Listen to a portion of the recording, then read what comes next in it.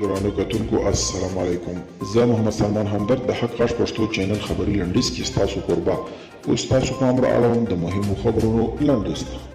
په افغانستان کې د امریکایي ځواکونو د امریکا د براون او بوسټن پوهنتونونو له موندنو سره مخالفت څرګند کړی دی. وایي وروسته له هغې چې امریکا په 2019 میلادي کال کې د افغانستان په جګړه کې نرمښت راوست، د هوایي بریدونو له امله ملکي تلفات زیات شول. جو بایډن وایي چې په لومړیو 100 ورځو کې به 100 میلیونه کسانو ته د کورونا واکسین وویشي.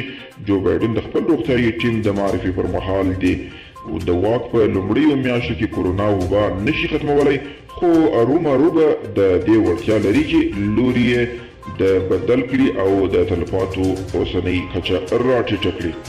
ملګري ملتونه وایي په افغانستان کې باید د ښځو او نجونو پر وړاندې روان تاوتریخوالی کم کړل شي.